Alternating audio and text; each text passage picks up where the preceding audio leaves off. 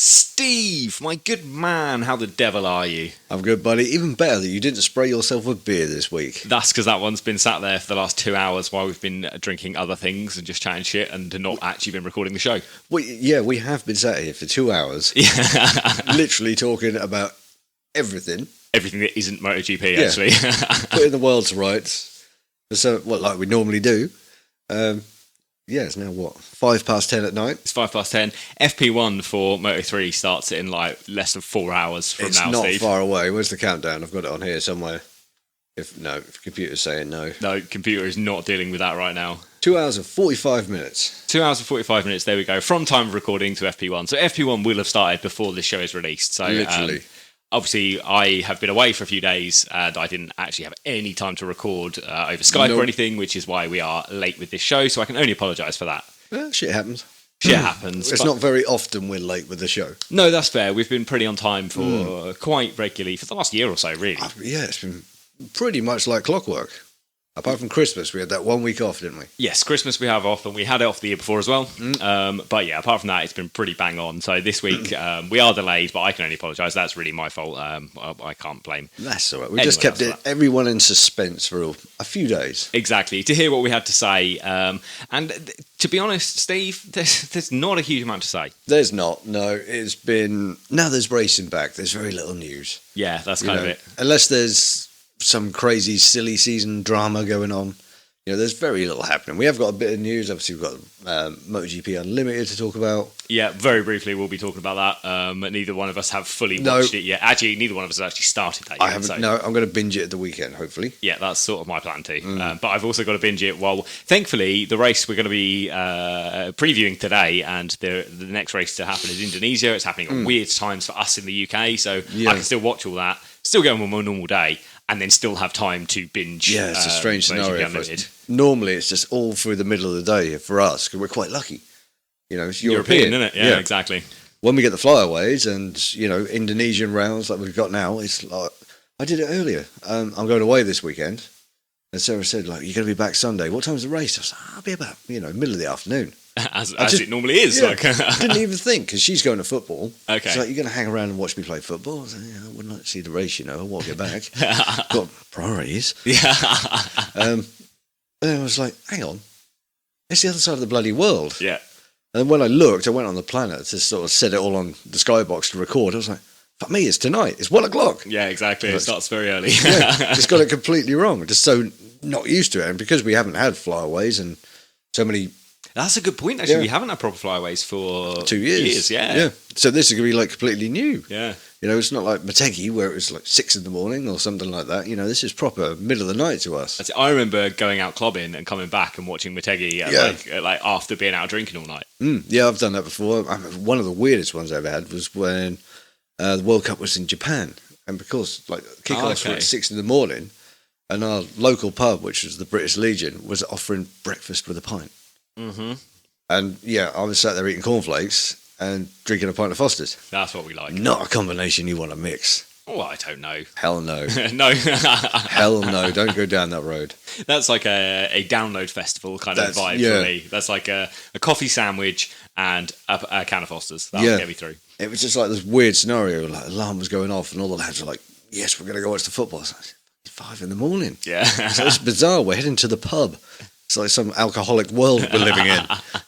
I was like, this is what other people do. This is weird. Yeah, exactly. But that's it. But I'm very pro this. I'm very, and this is what people who live in Australia or live in New Zealand or live across the other side of the world, they have to put up with the bullshit times like this all of the time. We are very lucky in Europe. We are fortunate. Sort of all of the MotoGP and motorsport as a whole is generally quite Eurocentric. So we're very lucky that we don't have to put up with this all the time. But it's becoming a more global sport. It's something we're going to have to get used to. Yeah. But it's a fucking world championship. We have to get used to this shit. Because, there's a key word in there. Exactly. A key word. And there's, oddly, different time zones around this world. Yeah, it's very strange. It's annoying. We should all be on the same time zone. Yeah, we should all be like China, just the same time zone, and we'll just roll with it. Yeah, simple. Yeah, quite. God, that would screw some people up. Wouldn't it just? It's 2 o'clock in the morning. Why are you getting up for work? I don't know. Why is it daylight at 2 o'clock in the morning? It's just the way the world works now. These two idiots sat on someone's sofa, decided years ago Most hated people in the world, mate. That's exactly it. And that, Steve, is why you and I will never be world leaders. No, I don't want to be. Nah, fuck that. Screw that shit. Yeah, 100%. I'm with you completely. But, Steve, shall we dive into the show? Let's go straight for it, buddy. Good stuff. I'm Tim. He's Steve. And this is for the love of MotoGP.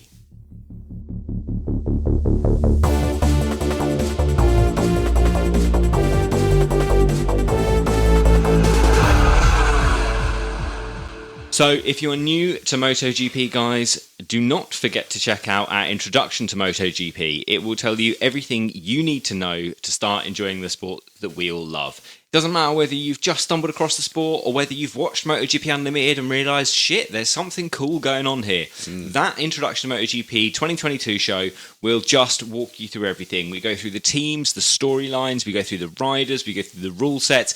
We talk a little bit about flags. Let's not talk about flags. Ignore the flags talk because, A, we got it very, very wrong. I was going to try and defend it then, but no, we did. No, we just got it wrong. And B, as we will cover in the news, the flag rules have changed. Again.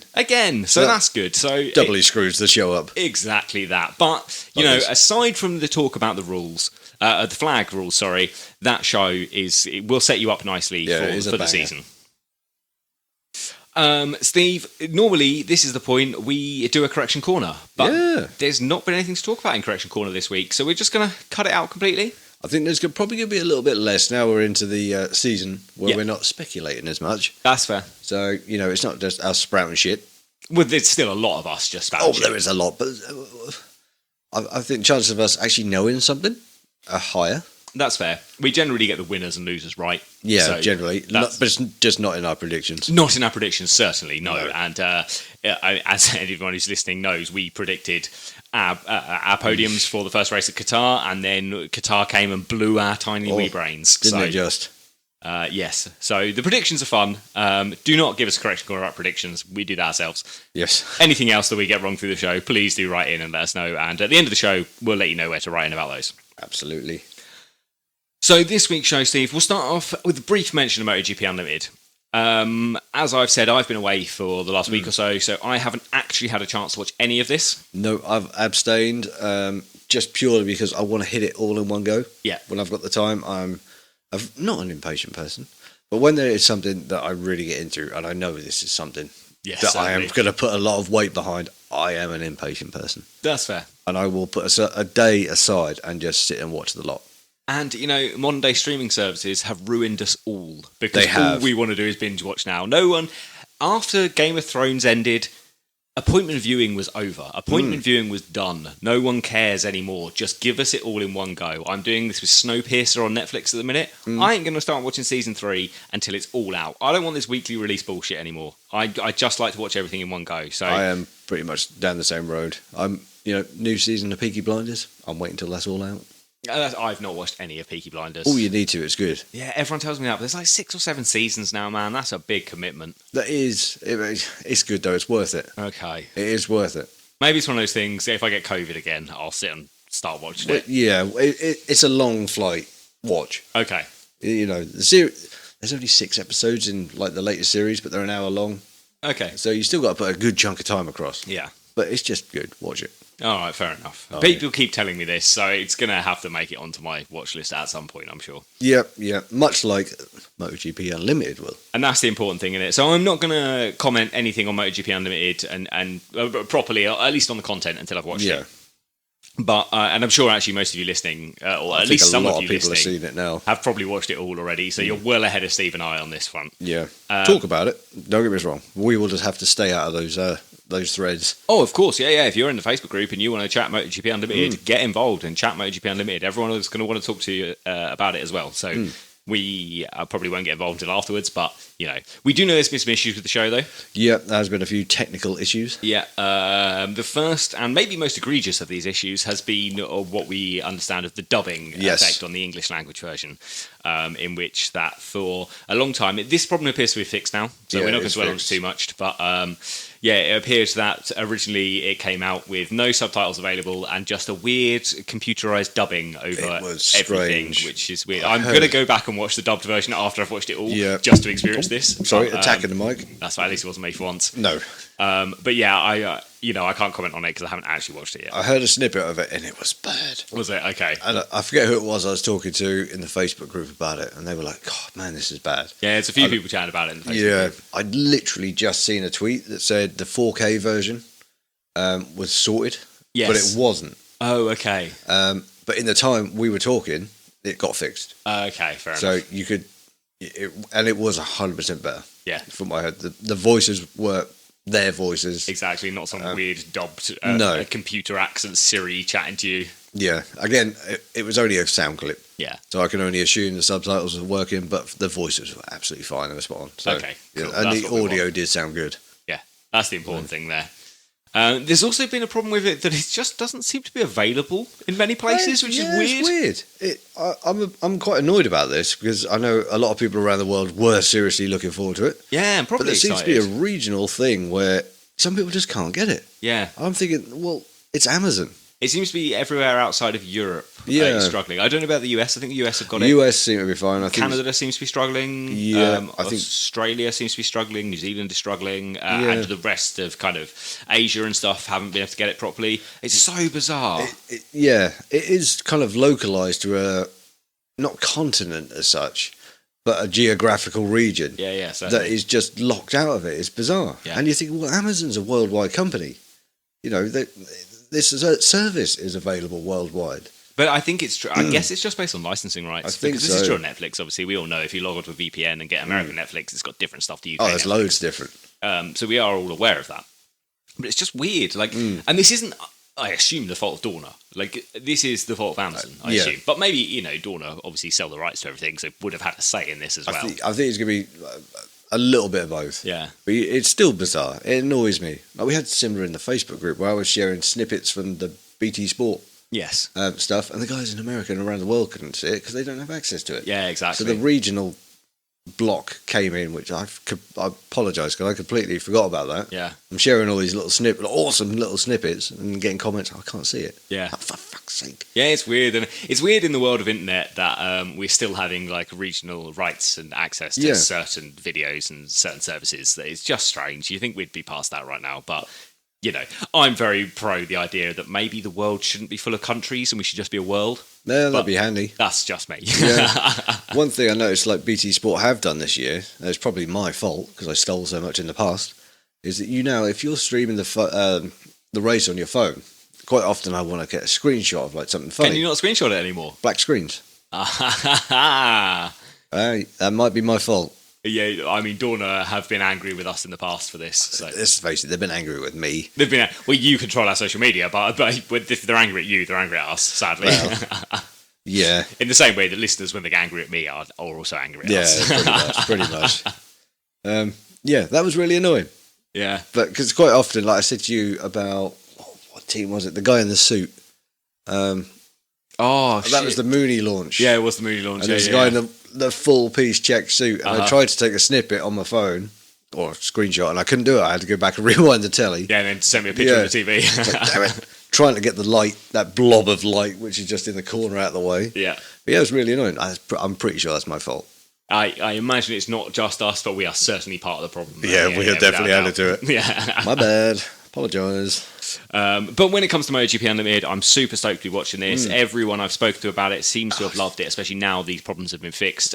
All the journalists are really banging on about how great it is, so it's going to be exciting. Hopefully, by next week's show, which is actually only going to be recorded a few days from now, it's going to be fun. Hopefully, we will both have watched at least most of it. Yeah, there's a guy at work who's watched a lot. Yeah. And he said it's just spectacular. He said the behind the scenes stuff. He said it's more in depth than anything he's seen before. And that's what we really want. Because Drive to Survive, let's face it, Drive to Survive has been very good at driving new viewers to Formula One. Absolutely. And I've been a big fan of Drive to Survive all the way through. Yeah. This latest season, which I have had access to while I've been away, has probably been the best season, but it was also the best season of Formula One I've ever watched. So it really helped. Just goes hand in hand. Yeah, exactly. The storylines were there, so it made it very easy to make great content about it. Yeah. But it's very much aimed at new viewers. It's made to attract people to the sport. From what I understand of MotoGP Unlimited, is it's still aimed at new viewers, but there's a lot for really seasoned veterans of the sport as well.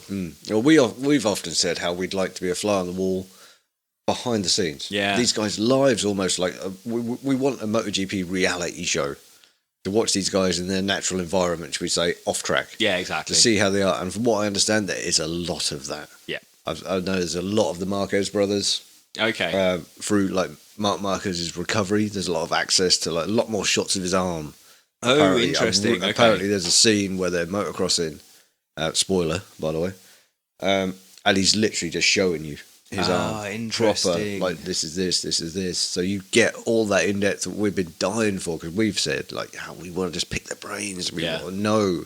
And this seems to really tick all these boxes. And from what I understand as well from listening to the Race MotoGP podcast, is they were saying, or Simon Patterson and that was saying, that they're shots of like within race direction and about them and how they make the decision making process. Something that you and I have certainly been, and I think probably more me because I like being angry at people, but have been very critical of in the past of some of their decision making processes. Yeah.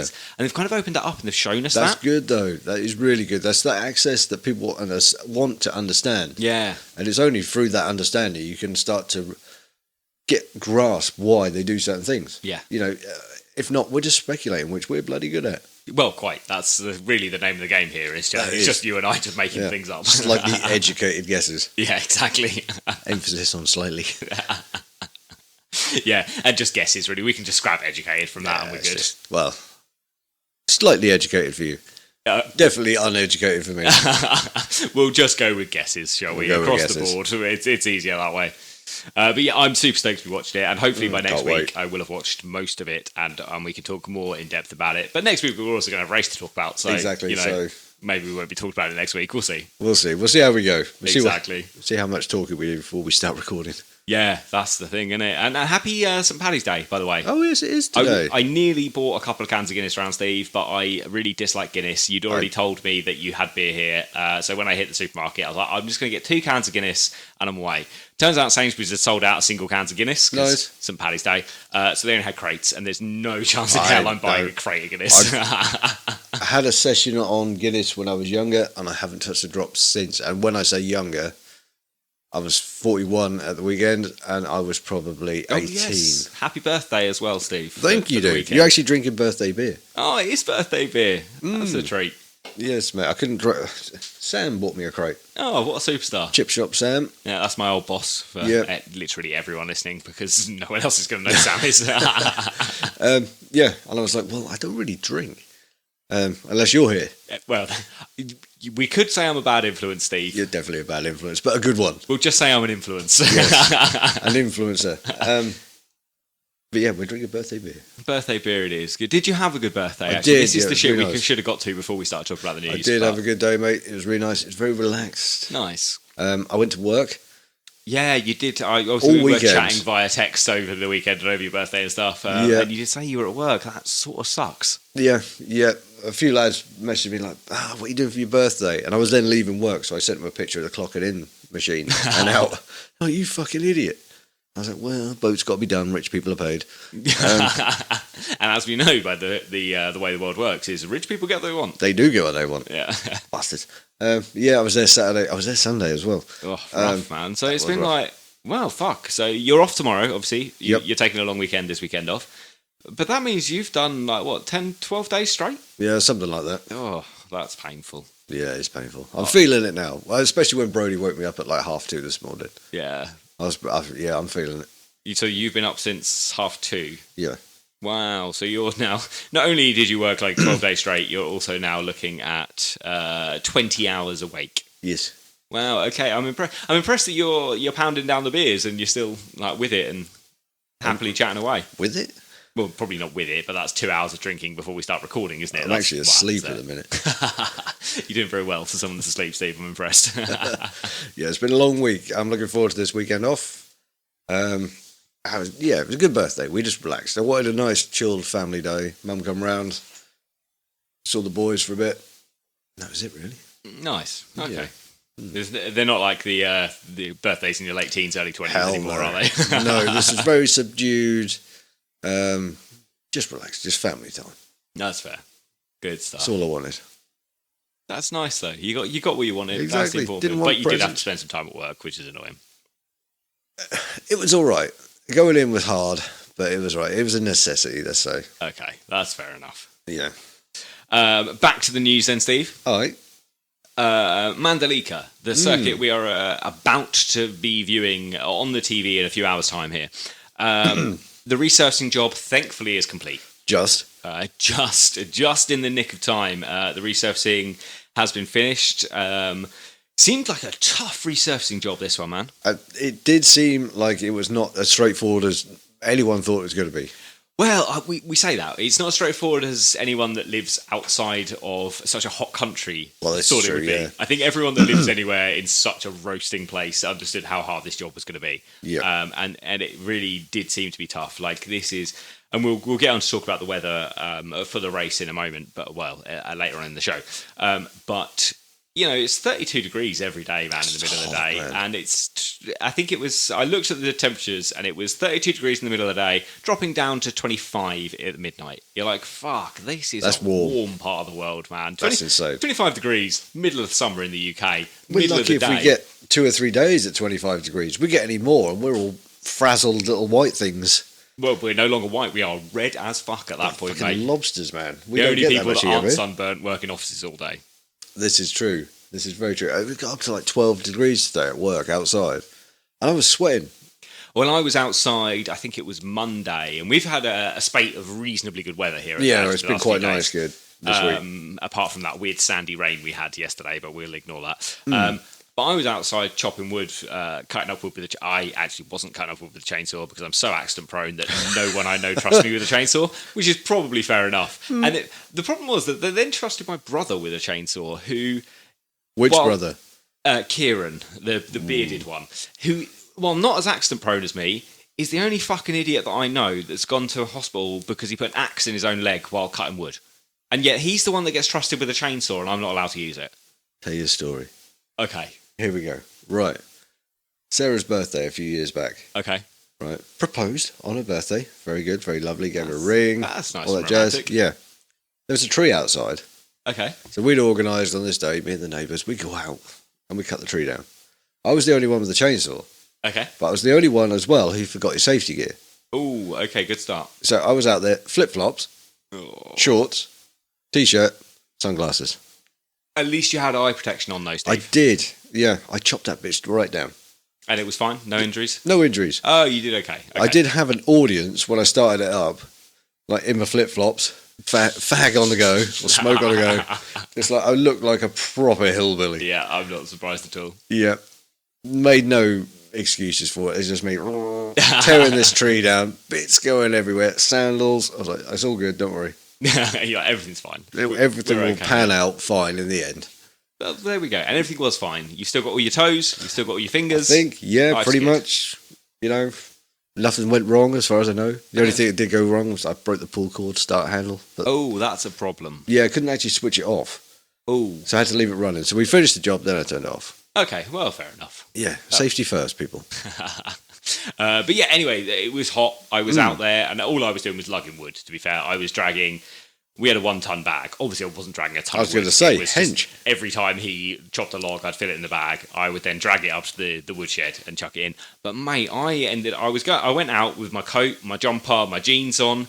2 hours into the job, I'm there in my short shorts. I've got like a vest top on. It was so hot. It's so been hot. Warm. And then I looked at the thermometer. I was like, it's 14 degrees. I was like, for fuck's sake. But at Mandalika, these guys have having to deal with 30 degrees while laying tarmac. Double what we've had. And it absolutely roasting. And it seemed to be hard work for everyone. Like, they were only able to do certain parts of the work in the evening. They couldn't walk on the circuit at all. Like, once it was laid, that's it. You're not going near it. It needs to just be let. And it's got a cure. Exactly. They're deliberately trying to cool it. They're not letting anyone near it in the middle of the day. Really separating it about, just to give it as much time as possible to set and to cure. Because this is a circuit that's had problems. Like, exactly. You need to get this right. And that's it. There's no fucking around. It is a one-time go. That's exactly it. And then, Steve, and this blew my mind. So after they'd laid it all, they had a special track washing machine out, which comes and blasts really powerful jets of water along the circuit. And this just removes any debris or debris. It removes the binding, the sheen you see on a new road. It gets rid of all of that stuff.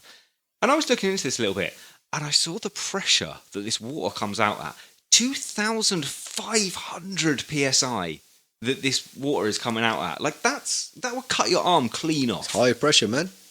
Absolutely mad. It blew my mind that the pressure this water's coming That's out of. high. But Like, then you think this track is designed to put up, take some serious punishment. So well, it should be. It should, yeah. In theory, if it can't withstand 2,500 psi being blasted at it, it's a good test. It's a very good test because it really, like, that's just madness. That's a lot of pressure. I don't know, well, like, could that cut a tree down? I 2,500 don't PSI? know. No, I I suppose don't it know could. either, but I feel like if you see there's- things at a couple of hundred PSI and you like, if you touch that, it will cut you. Oh, And God, yeah. I mean, you think there's water jet cutters they use in the car and, like, steel fabrication in industry. yeah, that's what I'm wondering. What So- pressure are they at? I have no idea. Absolutely no idea. But probably not far off that. No, it's So, high, man. you know, I don't know, if you could compress that down into a small enough needle jet, then yeah, it's going to do you some serious damage. well, certainly. But a big old jet, I think, will probably just knock you over, break bones. It would do some damage. It would do some serious damage. It's gonna hurt. Think of what your tyres at in your car. 30 PSI? That explodes. That's breaking your arm. Oh, God, yeah. Like 2,500 out. I couldn't believe it when I saw that number. I was like, that cannot be real. And I looked into it, I was like, no, that seems to be legit. Stay away from the dangerous end of that. Yeah, quite. That's one of those that you're like, when that's going off, I ain't going anywhere near it. Yeah, I saw that. But it does look like the track, even with this new resurfacing, and it's only a mile they've done, or 1.6K. Yeah, they haven't done all of it. They've not done the whole track. It looks like it might actually be even bumpier. Like, the grip is going to be much higher. The grip level is going to be good. The track isn't going to be breaking up under the tyres. It's not going to be firing rocks at the people behind you. But it does look like it's going to be pretty bumpy now. Yeah. I'm a little bit concerned about that, but all we can do is wait until tonight, Yes, get we'll these see what bikes out on the happens. track. Exactly. And just let them go out and explore, because we'll hear pretty quickly if it is bumpier and unrideable. Well, by tomorrow morning, by the time we wake up, if it's been shocking, we're going to know about it very That's quickly. it, yeah. Moto 3 will be the test. Yes. As soon as they get out, we'll know. And it's also going to be interesting because the Moto3 bikes aren't going to be shooting stones out behind them in the same way. They're not putting 300 horsepower down No, through the rear but the wheel. bumps will still affect them. The bumps will affect them more. But it's if their track can hold together in the same way, it's going to be interesting. It's going to be fun to watch. It certainly will be. We do know that there seems that they are going to, once this race is done and dusted, they're going to rip up the whole thing and resurface it all properly. That's a good idea. This is just a stopgap to get us through this race weekend. Well, that's all they had time to do, really, to just make sure this round happened. Yeah, exactly. Get the race to it. So, yeah, I think it's a good idea. Once they've got the time, put the effort in and really get this track sorted. Because so far, it looks like a nice place. So, yeah, it looks like a great track. It's fast, it's flowing. Like the riders are saying, it's fun. It's just avoiding the track deteriorating throughout the race. That's is it. the important thing here. Just avoid the loose pebbles. Yeah, exactly. But we will see. Give it a few hours and we'll know. Yeah, that's exactly it. Next piece of news, then, Steve. Here, Yes. I kind of want to talk briefly about the Daytona 200. Okay. I've never seen the Daytona 200 before. No, I haven't either. And this race is bonkers. It's nuts, mate. Absolutely nutty. Absolutely mad. So I did not really I didn't know much about it, and I think part of that is and it's probably like a European ignorance actually towards the racing that goes over in the US. Yeah, absolutely. I completely agree. We're very insulated from the racing. Like when it comes to four-wheel racing, we kind of have opinions of NASCAR and IndyCar and stuff that aren't warranted. Like they are great race series, but we know nothing about it. We know nothing about it, and we all have the opinion that it's all hillbillies making a left turn. But that's not actually true. Like there is some really good racing that there's occurs. some serious skill that goes into that. Exactly. And when we see this stuff of like Moto America, it looks they're on tracks that look like they're falling apart. Like the tracks don't look great, but there's actually some really, really good racing that goes on in the US. Certainly Absolutely amazing, and some really expensive high level racing. Oh God, yeah. Over there. It's not your budget entry level stuff. These guys are serious setups. That's exactly it. And the Daytona 200, which I've never seen before, Ray shared this in shots of it in the Facebook group. They were there, so they got to witness a lot of this. And once they'd shared it in the Facebook group, I went and watched some of the stuff on YouTube. It turns out the entire race is available on Moto America's YouTube channel. Looking at it earlier, the entire lot, and there's some good coverage as well. It seems good, yeah, it's good. It's weird seeing them go around though, and we're very used to seeing tracks where, if it's a track that's got multiple configurations and things, they will put temporary curbs in, or they'll put very obvious white lines. Not in Daytona. They just put some traffic cones there to tell you not to go around this corner, which I quite liked. I looked at it and I was like, for fuck's sake. There's some bloke on the M25 over here. I was like, where's my fucking cones? I was like, some pricks nicked the cones. Where have they gone? Oh, it turns out they're in Daytona now. Yep. Someone's nicked them and put them around a racetrack. Yeah. But why not? It works. It does the job, certainly. It's a much cheaper option. Yep. But it was great. I've not watched it all. I've kind of skimmed through. I've watched the highlights and stuff. I will go back and watch it all because it looks like 200 miles, man. This is a proper endurance race. Yeah, that's a hell of a distance. It just looked like a good race. Yeah, it looked really good. And watching bikes go around a banked corner. I know. I saw some clips of it. I was like, oh my God, this is going to end badly. It just looked so fast. I watched some of these guys enter that banking. I was like, oh Christ, it's going to go wrong. And it's amazing seeing, and they're all super sport bikes, aren't they? So they're all 600s. There were Triumphs in there though, so are they 675s? Yeah. Okay. But they're all around that super sport bracket anyway. Yeah. But it was interesting to see that these bikes at that kind of level are so dependent on the draft and on slipstreaming, just because that's how you deal with bank corners and long straights. Like we know that certainly on 4 wheels, but on 2 wheels as well. That's just how you deal with those scenarios. But incredible, close finish, 0.7 of a second, I think. Yeah, it was very close. 1.2 seconds covered the top 4 or something, like properly close finish. It was really love a good close race. An amazing watch, but it made me really want to see MotoGP on banked corners. And now I'm fully aware that the tyre technology doesn't allow for that, which is why Daytona has been quite controversial in the past. I was reading into some of the history of it, and we know that there was a period where Daytona ran GP machinery, the 500s and stuff, and then it moved to superbike machinery. Yeah. Just because the tyre technology, like the bikes were too powerful, tyres are blowing out on these banked corners because it just puts so much weird pressure through the tyre. But geez, it looks cool, man. It does look good. So I love a banked corner race. I wish we had some over here. Yeah, I really do. Certainly on bikes, it's something special. But when it goes wrong, it just goes very spectacularly wrong. Yeah, which is just always a worry. Yeah. So I don't know. But I just like it. I like it.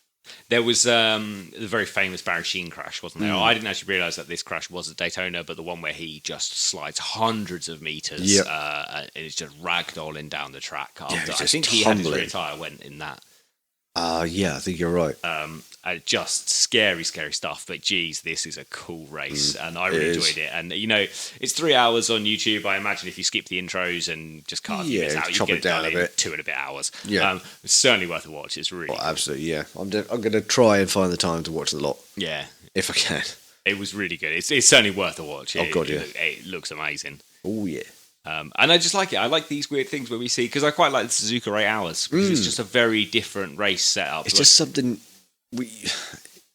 different. Yeah. It's not all about, well, it is about finishing first, but it's just longer. So it's far more strategy and because there's tyres, there's refueling, there's stuff you have to do during the race. It's not just a let's get to the finish. It's not 45 minutes of almost sprint racing. Like there's a lot going on there. There is a lot to think about. It's like the Isle of Man TT, like the kind of it's just fantastic. It's fun to see bikes. What I guess for people who don't watch a lot of motorcycle racing, it's just bikes going fast around a circuit. Yeah, basically. But once you're involved in a sport and you really enjoy the sport, it's so nuanced. Like there's short circuit racing, there's road racing, there's now this like the endurance racing at like this Daytona 200. There's the 8-hour Suzuka endurance races, and we're going to see Spa. Is it 8 hours of Spa? We're going to see. Yeah, I believe so. It is 8 hours, isn't it? They're doing around Spa. Yeah, I think it's 8 hours. That'll be enough. Christ.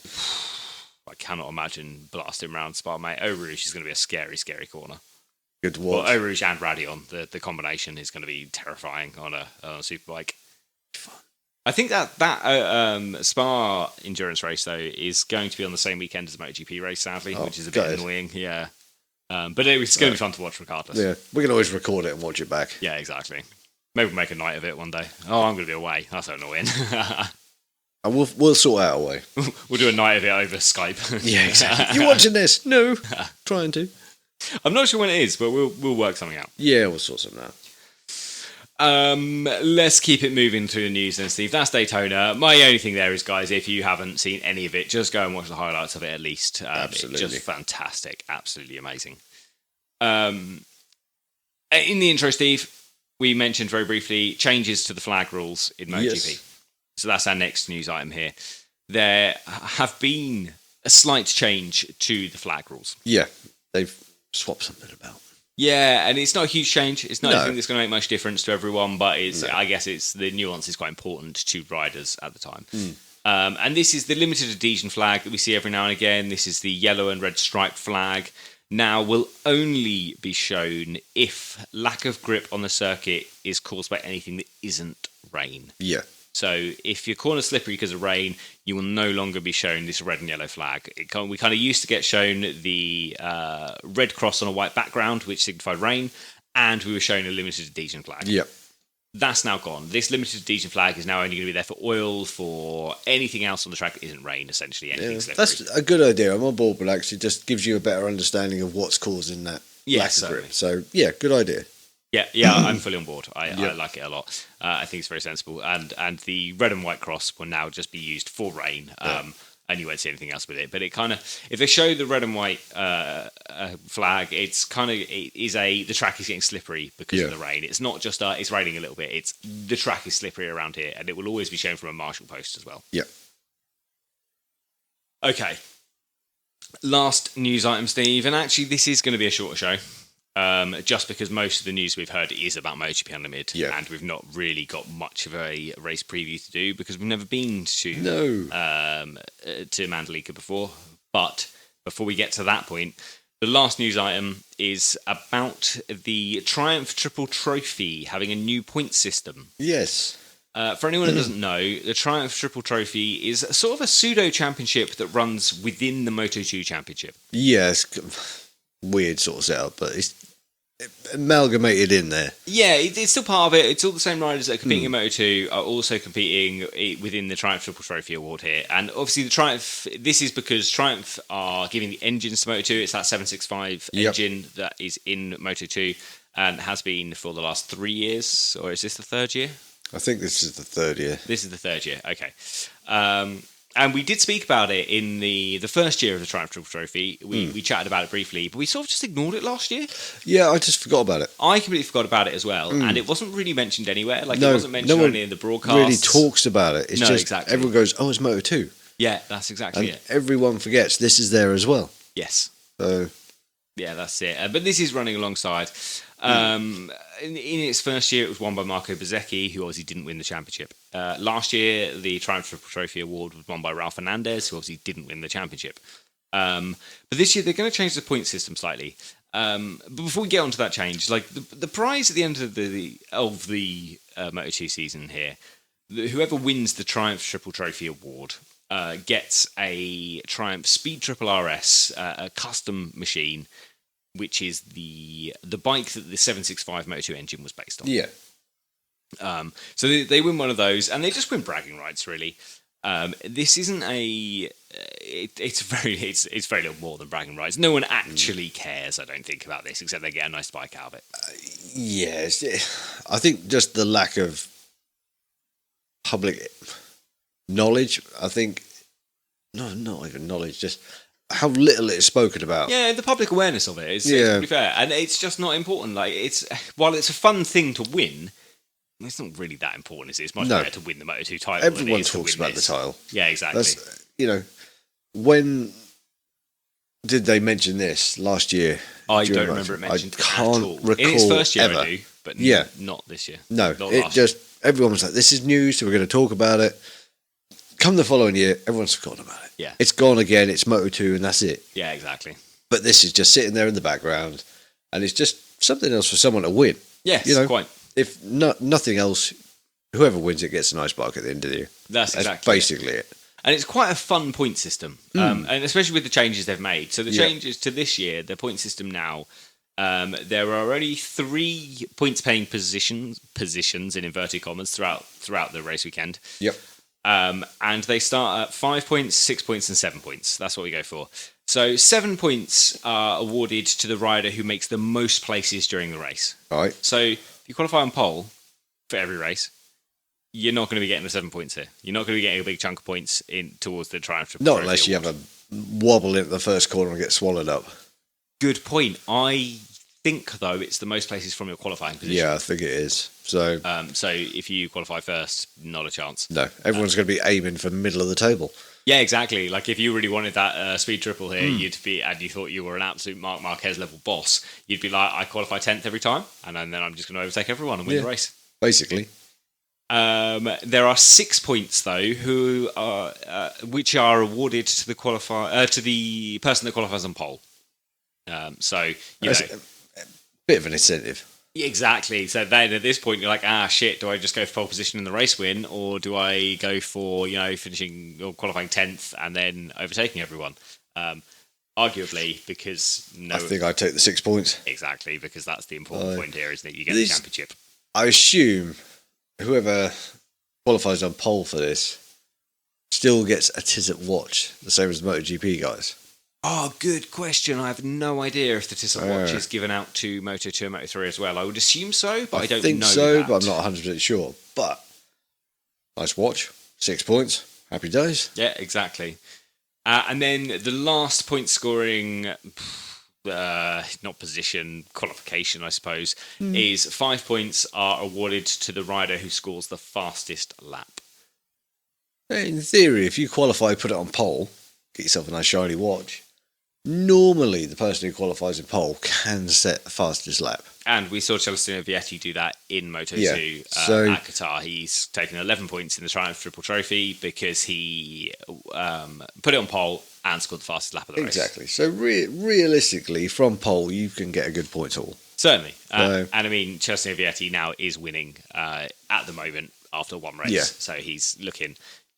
at the moment, he's sitting pretty. He's looking good to be getting himself a custom Triumph speed triple at the end of the year. Well, why not? Street triple, not speed triple. Street triple, yeah. The speed triple is 1,000cc, isn't it? I think. I believe so. I'm not 100% sure. Yeah, I think it's the 1,000. I think it's their full superbike. I think it could be. I think it could be right. Sport. I think. I don't know. All I know really is when I look at the Triumphs, when I think of a Triumph Speed or Street Triple, I kind of think of the ones that maybe, I can't remember what year they appeared, but it'd be around 2014, and they had them horrible headlights that made offset. them look like... One was smaller than the other. No. Oh, the bug-eyes. The bug-eyed ones, they look like horrible insects. I know the ones you mean. Such a gross... Slanted downwards to the middle. Awful looking bike I didn't from the front. mind that. Oh, no, I really wasn't a fan. Because it was kind of a naked look. It was just, I'm not a fan of the although I ride a naked bike, mine's a classic. Well, exactly. That's a different story, isn't it? Yes, the fairings weren't invented back then. Well, they were, but they were a racing thing. Exactly. It was all about the slipstream in a straight line at that point. Exactly. If you could get it to a ton, bonus. Yeah, quite. You ain't getting around the corner, though. No, fuck no. It barely goes round the corner as it is. Hanging off it. I did scrape the pegs once on that inadvertently. Wow, that's scary. I forgot I was riding it. Doing 40 mile an hour. Basically. Chucked it into a tight hand, like right-hander, and leant off as I would my little 400 sports bike. Yeah. And it's not got those little hero bungs on the bottom of the peg. So you just literally scraped the entire thing. Jeez. And it dug in. Oh, no. And it was just kind of that wobble, that crazy wobble going around the corner. I was like, fuck.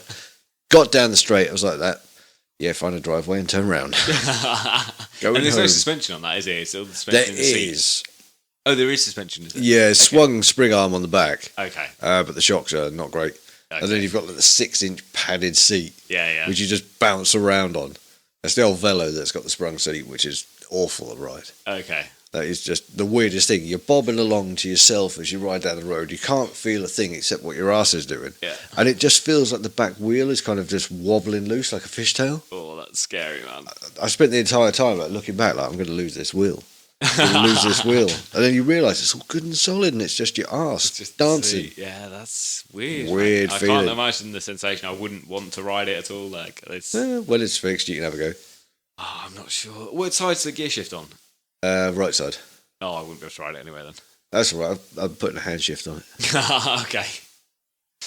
Yeah, there's absolutely no chance I'd be able to change gear with my right foot. No chance. No. The earlier model, a year earlier, had a hand shift. Oh, did it really? Yeah, and I don't like how the gear lever is on this. Okay. So I'm just going to change it to... Are you just going to pop a hand shift on? How many gears has it got?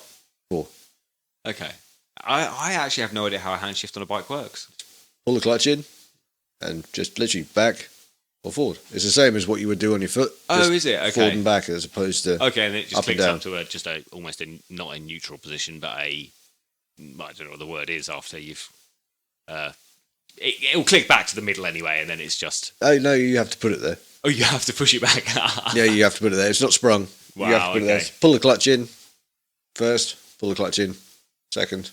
Oh wow! Okay. You'll stall it the same as it's the same as a foot change, just with your hand. Okay, but it's fine because a foot change is sprung, isn't it? So you just press it or pull it, and then it's done. No, this is just you do it yourself. Okay, fair enough. Nah. Locks it on a little tab. Oh god, no, not for me, man. No, you can have a go. I don't know, mate. I probably not. There's a lot of pressure there not to crash and break the thing. Steve, anyway. Moving on. That sort of brings us to the end of the news. It is. I feel like we've torn through it, but we're a good chunk into the show. I feel like we've torn through it just because I'm a little bit drunk already and we've just been chatting shit for hours before we started recording. So I've had 2 beers, which is a lot for me. I'm feeling a little bit woozy. I have to go break the seal, though. Yeah, no worries. So let's take a quick break, Steve. When we come back, we're going to very briefly preview the Pertamina Grand Prix of Indonesia. Okay, guys, bear with us for just one moment, and we will be right back with you.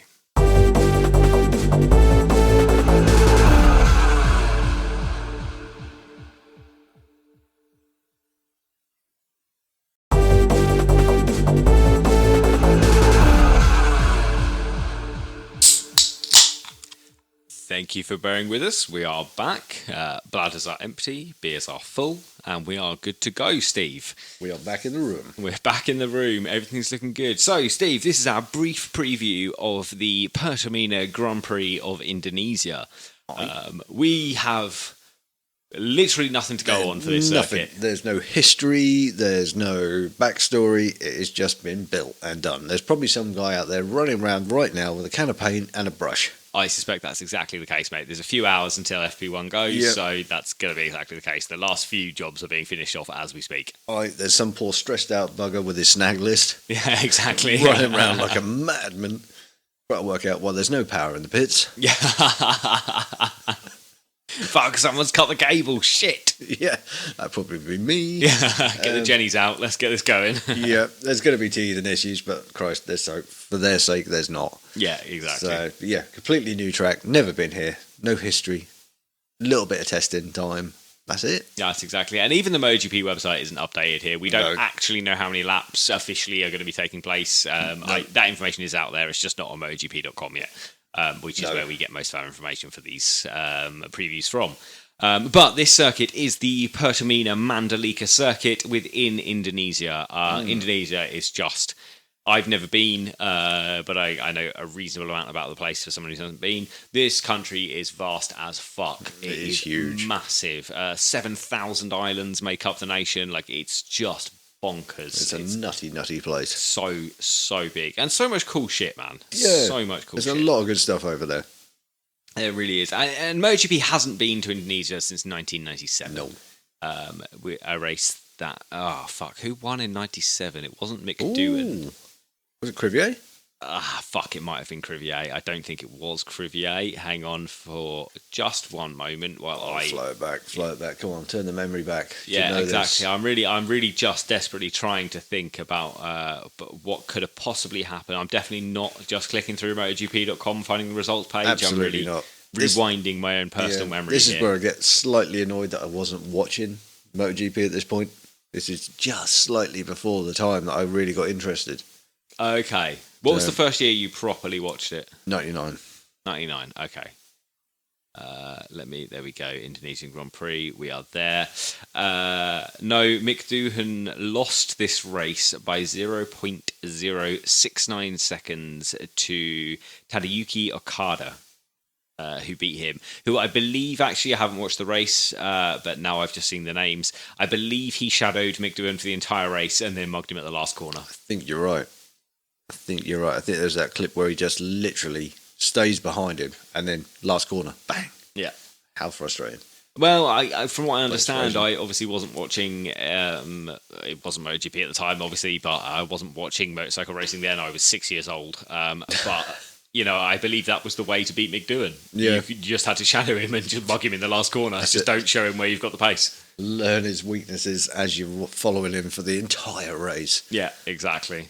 But this will be one, we've already kind of spoken about it. This is a race that is really a decent time for our friends in Australia and New Zealand and across Asia. Like, this is a race that really makes sense for everyone there and us in Europe who honestly, we do get the best deal when it comes to MotoGP. But it's really a hard one for us. Yeah.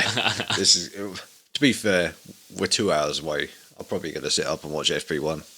I'm certainly going to watch FP1 for Moto3. I'm probably not going to watch the rest. But I don't think I'll make it for the rest because it goes on till like 6 in the morning. And that's around the time you've got to be getting up, Steve. Yeah, so I'm not doing that. No. Unless Brody wakes up, then I might bring him down and watch it. That's it. I'm still struggling. I'm like, what am I going to do Sunday for the race? Am I going to get up at 7 to watch the race, or am I just going to watch it on the replay later? I don't do anything at 7 o'clock in the morning, Steve. So I'm not really sure. I'm undecided on what I'm going to do for this. I'll be on my way home. I've got to be off that lake by 7. Yeah. So I think it's just going to be straight in the door, straight in the shower, telly on, watch the race. Yeah, that's fair. I think I'll probably watch it when I get up. But I might get up and watch it, but I don't know yet. I want to watch it straight away just because I want to then get involved in like the Facebook group. Yeah. Don't want to spoil it myself, so I'm going to be sort of absent from that for a while. Yeah, exactly. And then, straight into it. That's it. I am certainly going to, once I've edited this show, I will definitely be watching FP1. Yeah, I think I'm pretty much so. So taking place this weekend, we're going to see MotoGP, Moto2 and Moto3. There will be no Moto E, although we have just seen Moto E testing has been taking place. Yes. So we do know that Moto E is going to be good to go very soon. I can't remember what circuit is the first one to be featuring Moto E this year. We have spoken about it, but I can't remember off the top of my head. No, I can't. It's the second European round, I believe. Honestly, Steve, off the top of my head, I can't even remember what the second European round of the year is. No, neither can I. It's the second European round will be Jerez, and you are bang on right. That is going to be the one that features Moto E, and that's on the 1st of May. So we've got a little while till we see Moto E in the paddock again, but they've just gone through their testing and stuff. Yep. Anyway, Mandalika, here we go. Circuit stats, Steve. This is a 2.68 mile circuit. That's 4.3k. That's on the shorter end of the circuit. Yeah. But it's no Sachsenring. It's not a 2.2 mile circuit. No, it's short, but average length, I think. Yeah. But a lot of corners for a shorter track. It's twisty. 17 corners, 6 left-handers, 11 right-handers. Do we know if they're going to be taking an asymmetric tyre here? I think so. I think they'll have to. I think they're going to have to. I think there was talk of trying to reduce the amount of asymmetric tyres they were using just for cost cutting and stuff. I think that is, but I think somewhere like this, although it's pretty much double, I think you've got to start looking at this number and think we've got to really have an asymmetric tyre here. You could probably get away with it. I mean, you certainly could get away with it, but Jesus Christ, that right-hand side of the tyre is going to be trashed. And I'm just thinking about this surface. Yeah, good point. Untested. We know the bit that they haven't done might not be as good. Yeah. I think if you were to risk it and not, I think you could have issues. I think just for safety, take asymmetric. Yeah, you'd think so. I guess it all depends what Michelin are planning on doing. I mean, I'm not actually adverse to the idea that Michelin just stop asymmetric tyres. I think it's a good idea. Like I say, cost cutting, plus the fact, you know it's going to rip up your tyre, but this is where your skills to be able to control the wheel spin comes in. Yeah, it's that Valentino Rossi thing, isn't it? Like the traction controls on your right wrist. Exactly. But then the front tyre as well is quite important, obviously, and that's the harder one. You just got to learn to ride it. Yeah. You know, they didn't have these years ago, and they just got on with it and did it. You know, it's only in recent years that we've been lucky enough to get these tyres. Take them away, cost cutting, good for the environment, bang, done. Exactly. We removed qualifying tyres for exactly that reason. Exactly. So here we go. Straight back to one breed of tyre. Yeah, exactly. 2 or 3 compounds for each race, and then you just take the tyre you've got. Yeah. I'm all going for that. Yeah, I'm not adverse to getting rid of them because I mean, an asymmetric tyre. I know we talk road relevance in racing series, and I'm fully aware that as the prototype racing series expands, road relevance becomes less and less important. Yeah, but you know, there has to be something. It can't just be a branding exercise. There has to be. It has to be a developmental race. Exactly. It's got to have real world possibilities. And you're never using an asymmetric tyre on the road. No. Never. Not unless you only took right-hand turns. Exactly. And we're never going to do that. So I think it'd be a good idea to drop it. Yeah, I do too. We'll see lap times drop because of it, but it would be... It arguably won't Small make for price more to interesting pay. racing, No. but it just, like you say, it reduces the costs. It's better for the environment. Yeah. Maybe we just need to stick with that. I think so. This circuit then, Steve, is a wide track, mate. It is a wide one. 15 metres. That's 50, huge. Almost 50 feet. That's a huge width. Yeah, it's a wide track. I didn't realise until I read your notes how wide it is. No, I didn't. And even That's after I've read huge. it, and this is coming from MotoGP.com, these stats, like I say, like that's where we get most of these stats from. And even after reading it, I was like, is that true? Like, can that be true? That's a wide That's circuit, hard to man. imagine. Yeah. That's like a motorway. Yeah, it's big. That's a lot of room to play with. Yeah, how wide is like a 3-lane motorway in the UK? It's got to be 30 feet. 30 feet, you reckon 10 feet? Yeah, 10 feet per lane. Yeah. Plus a Probably hard less shoulder. than that. Yeah, I don't know. How wide's a car? Well, a car's barely 2 metres. Yeah. It's wide. It's very bloody wide. Yeah, this is a massive circuit. I think we're going to see a lot of different lines opening up around here. Well, we thought that, didn't we? Especially during the test, but the track was so dirty that. Oh, that's they true. didn't Yeah, I didn't have think of that. An option, but it will be different now. There's going to be so many bikes going around, and they'll clean a lot of lines. Exactly. And Moto3 and MotoGP, we do know have very, very different lines, so there will be a lot of clean track. So maybe there are going to be a lot of good lines through here, and this is going to make for interesting racing because it means the strengths of the Yamaha and the Suzuki are going to come in against the strengths of the Ducati and the Honda. Although this year, also we don't. What the fuck are the strengths of the bikes this year? Oh, God knows. Like it's too early to tell, but we kind of know that the Suzuki looks arguably as fast in a straight line as the not Ducati, quicker. and we know the Honda is a completely different package, and the Aprilia is a completely different machine. Like we still don't really know, do we? So it's going to be an interesting race to It's going to be, yeah. see things play out. I think a lot of people are really looking forward to this. Certainly, and I think that's true of maybe the next 5, 6, 7 rounds, just to see where these bikes fall and Exactly. They're all still finding their feet. Yeah, exactly. Be a lot of exploratory racing going on, should we say? Yes, certainly. And the longest straight on this circuit, Steve, is short, 507 metres, All those 1,600 corners, feet. though, you can't have a long straight. No, it's true. You can't get away with a super long straight. So this is probably, I don't know. We don't know who this track's going to benefit. We don't know a huge amount about it. We're going to get to our predictions in a minute, and they're going to be all over the fucking show, mate. Christ, they're going to be wrong as hell. So it first appeared on the calendar literally this year. It hasn't appeared yet. It's not there Not yet. officially. It was supposed to be last year though, wasn't it? Yeah, it was, and then COVID and stuff, and just didn't happen, did it? No. So it's one of 2 new circuits of the year. Kimi Ring, Yeah. the other one that was supposed to appear in 2020, which is mad. I don't know. It's a weird world we found ourselves in. Yeah, exactly. And then usually this is the point where we run through the most wins, the outright lap record, the race lap record, pole lap record, and top speeds, but We have none. literally nothing we don't know. And that's true of last year's I podium like as well. your last year's podium. 1, 2, 3. 1, 2, 3. Because what else is there? I left that in the notes because it's a template and we just roll with that every time. The last person to stand on the podium, the bugger that swept it. Yeah, well, 100%. Yeah, Yeah. exactly. You could get your picture up there and be like, first one on the top step. To be fair, we know this track is pretty much, it's not finished yet. It won't be finished this year. It's perfectly raceable. There's a way in and out of the circuit. The grandstands are now there, which they weren't before. There's now a dual carriageway on the way in that there wasn't before. In fact, on Twitter, Simon Patterson posted a video of his scooter ride from I his saw hotel that. to the track. It's about a 2-minute video. It's a sort of one of those sped up time lapses. Oh my god, most of that is just on dirt. He's like, a minute of that is just on dirt roads before he hits the main road. Like, it's absolutely bonkers. It's nuts. It's such a transition. Yeah, mate. But it's very, and I love it, it's very Southeast Asia. Just everything about it is just stunningly beautiful, man. I like the fact they haven't changed it too much. Yeah. I like the first bit where it's proper old school Indonesia. Yeah. And then all of a sudden you just hit this lovely tarmac. Yeah, yeah. And it's like just suddenly skipped a few centuries into the future. Yeah. When he's riding down this dual carriageway. I was like, that's weird. And it was just a mad video because it was just other people on scooters doing ridiculous manoeuvres and doing ridiculous typical overtakes. Typical Indonesian Southeast driving. Asia, exactly. Yeah, it's just wonderful. I love seeing it, mate. Yeah, stop sign, fuck off. Yeah, exactly. What's that? No. Yeah, I'm carrying on. I had and I bought it in Vietnam when the fuck was I in Vietnam? I was there for the New Year, 2015 to 2016. Mad New Year, mate. Absolutely bonkers.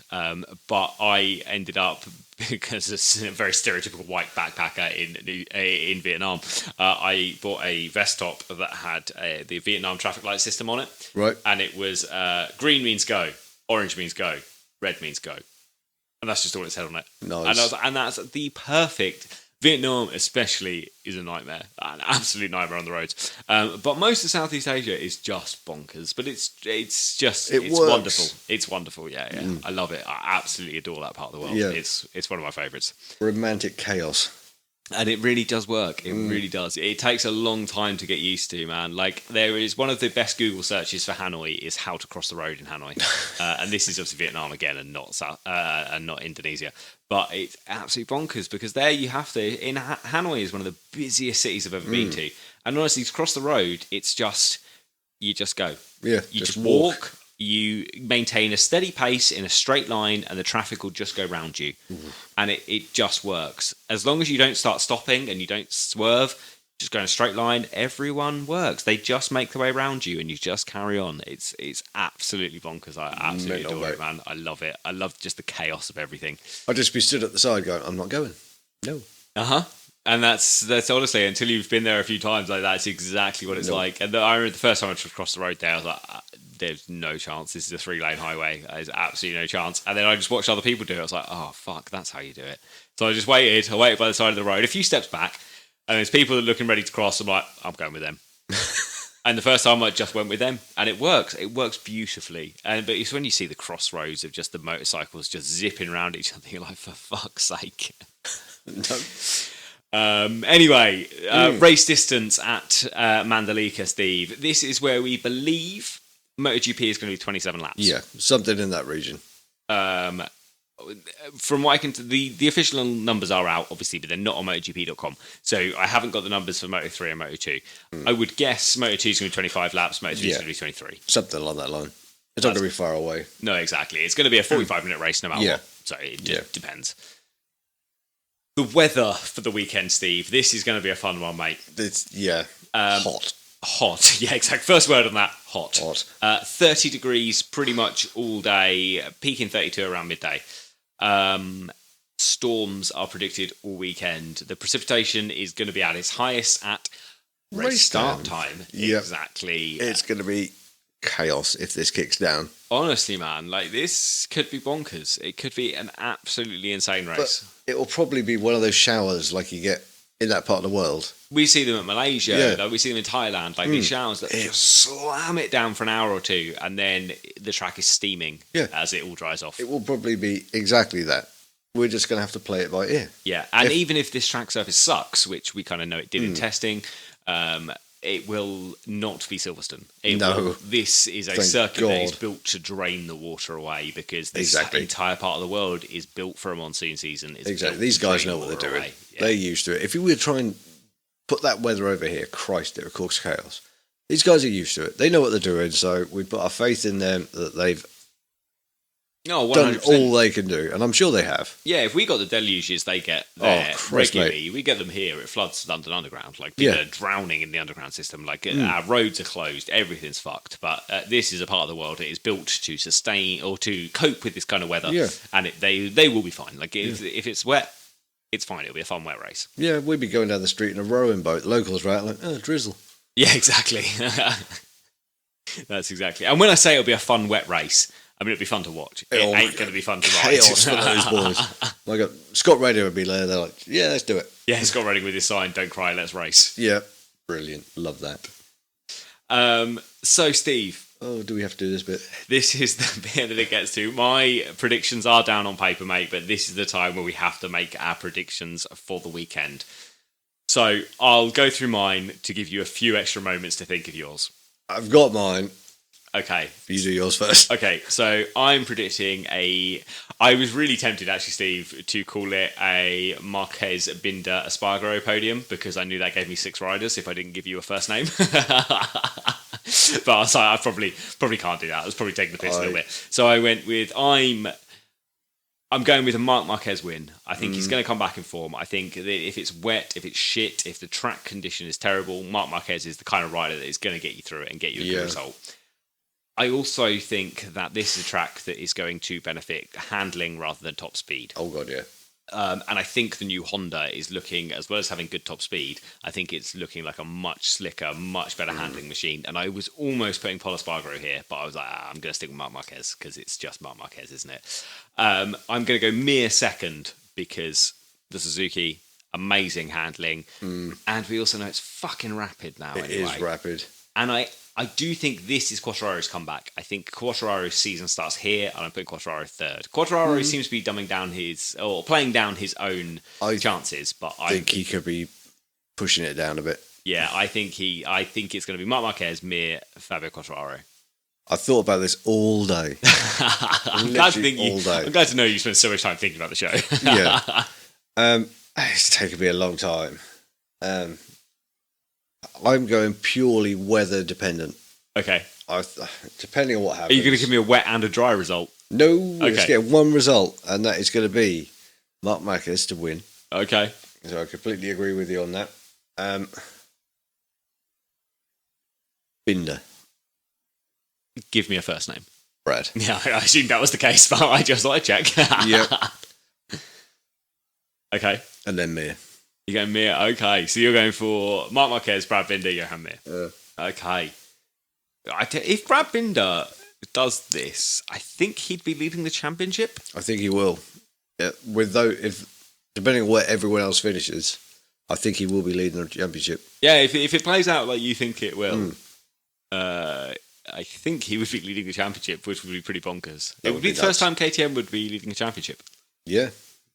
Ooh, scenario. Like it. Yeah, I like that a lot. Do like that one. And Binder is the kind of guy, to be fair, that's a really good shout. I hadn't actually thought about it. Weather is what I'm going by. It's going to play to the weather. Where was it that he won? Was it Austria? Where was the weird race where he won last year because he stayed on slicks? Was that Austria? That was Austria 2, I believe. Okay. Yeah, just he's got that big balls and he can ride it. Mm-hmm. So I think it's... And we think the KTM, at least in Binder's hands, has heavily improved. Yeah. See, I'm hedging all my bets on rain. Okay. If it's dry, I'm going to be completely wrong. I think you're probably bang on with your prediction. But I am hedging it. If everyone says this weather's going to go the way it is, and I think it probably will, I think Binder could be a man. Do we know? I can't even think of Mir having an amazing wet weather performance. I don't think he has. Okay. I don't think he has. But obviously we know Marc Marquez can deal with the wet fine. We know Brad Binder can deal with the wet fine. So, they're a safe bet. I think so. I'm going to stick with it. Yeah, okay. Lock those ones in. They're in. That's written down, mate. But whatever happens, this is going to be a bonkers race. It is. Looking forward to it. Yeah, I'm really stoked about it. I can't wait. So, Steve, that's pretty much the end of the show, man. Don't forget, guys, if you are listening to this on release, which hopefully will just be in a few hours after recording, there's still time to change up your fantasy squads and stuff. Yeah, don't forget that. So get in and get that done. And next week, we will start reading through the top 10 the Fantasy League. Yep. Because, we'll have more than one race to talk about. So we will be getting to that again as per usual. All right. So, with that pretty much being the end of the show, Steve, mm-hmm. If anyone's got anything you want to say, any questions, anything for Correction Corner, anything at all, please get in touch, and you can do so via...